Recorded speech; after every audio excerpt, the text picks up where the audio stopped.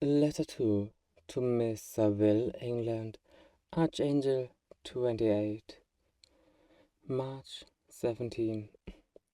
How slowly the time passes here, encompassed as I am by frost and snow. Yet a second step is taken towards my enterprise. I have hired a vessel and am occupied in collecting my sailors. Those whom I have already engaged appear to be men on whom I can depend, and are certainly possessed of dauntless courage. But I have one want which I have never yet been able to satisfy, and the absence of object of which I now feel as a must. Severe evil. I have no friend, Marguerite. When I am glowing with enthusiasm of success, there will be none to participate in my joy. If I am assailed by disappointment, no one will endeavor to sustain me in dejection.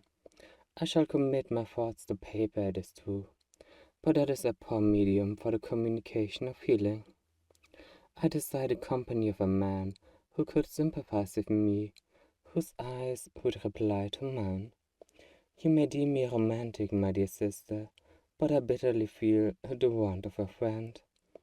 I have no one near me gentle yet courageous, possessed of a cultivated as well as of a capacious mind, whose tastes are like my own.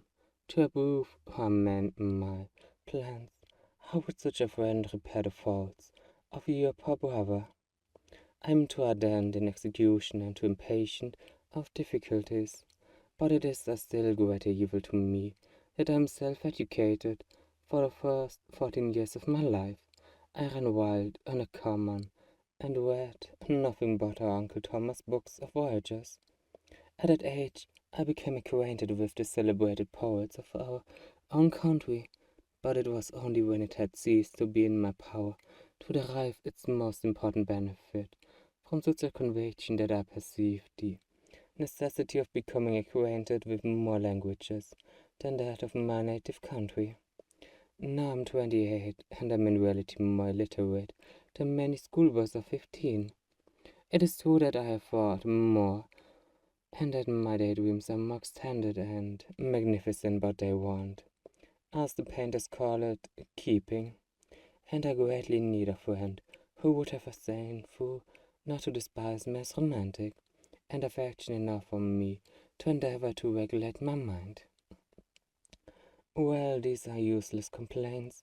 I shall certainly find no friend on the wide sea, nor even here in Archangel, among merchants and seamen. Yet some feelings on a light to the dwarfs of human nature, be it even in these rugged bosoms. My lieutenant, for instance, is a man of wonderful courage and enterprise. He is madly desirous of glory, or rather toward my face, more characteristically, of advancement in his profession. He is an Englishman, and in the midst of national and professional prejudices, unsoftened by cultivation, retains some of the noblest endowments of humanity. I first became acquainted with him on board a whale vessel, finding that he was unemployed in the city. I easily engaged him to assist in my enterprise.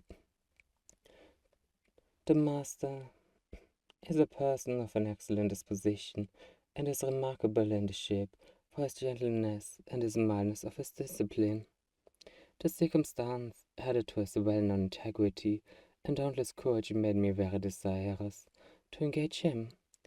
A youth passed in solitude, my best years spent under your gentle and feminine fosterage, has so refined the groundwork of my character that I cannot overcome an intense distaste to the usual brutality exercised on board ship. I have never believed it to be necessary, and when I heard of a mariner equally noted for his kindliness of heart and the respect and obedience paid to him by his crew, I felt myself particularly fortunate in being able to secure his services. I heard of him first in rather a romantic manner from a lady who owes to him the happiness of her life. This briefly is the story. Some years ago he loved a young Russian lady of moderate fortune, and having amassed a considerable sum in prize money, the father of the girl consented to the match.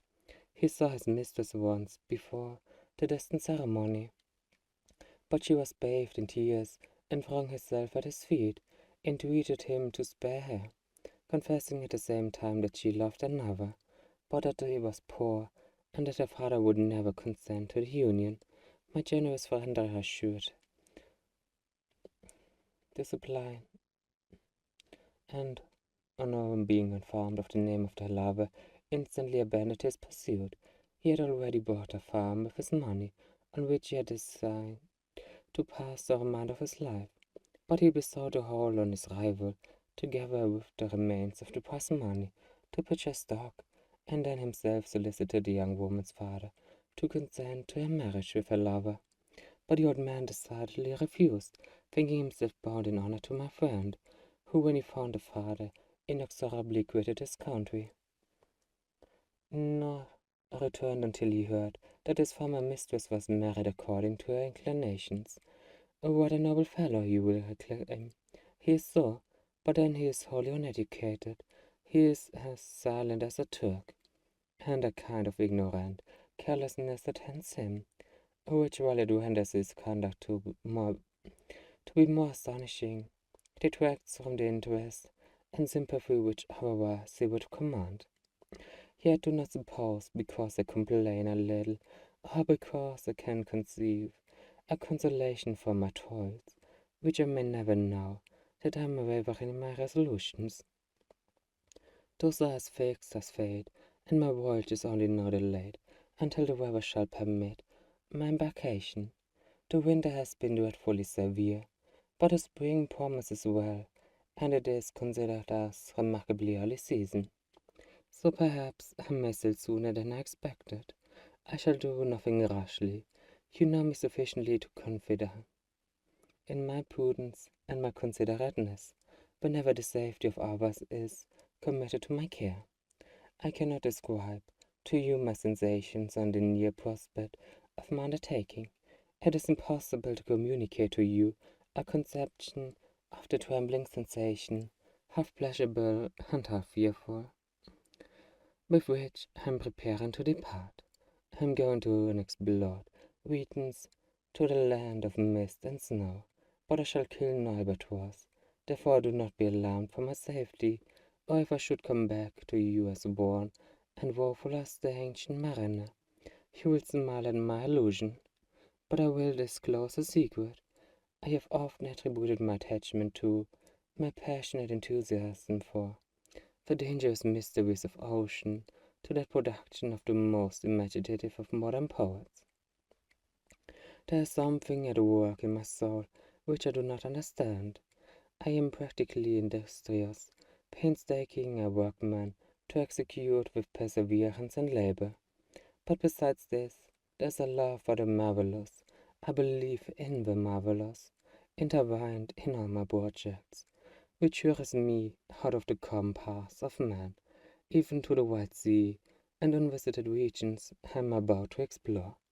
But to return to dearer considerations, shall I meet you again, after having traversed immense seas, and returned by the most southern cape of Africa or America? I dare not expect such success, yet I cannot bear to look at the reverse of the picture.